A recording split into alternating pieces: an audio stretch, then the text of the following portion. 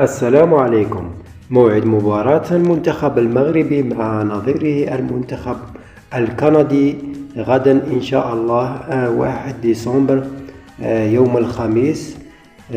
ستلعب المقابلة على الساعة 6 بتوقيت مكة المكرمة والساعة 4 بتوقيت كل من تونس والجزائر والمغرب.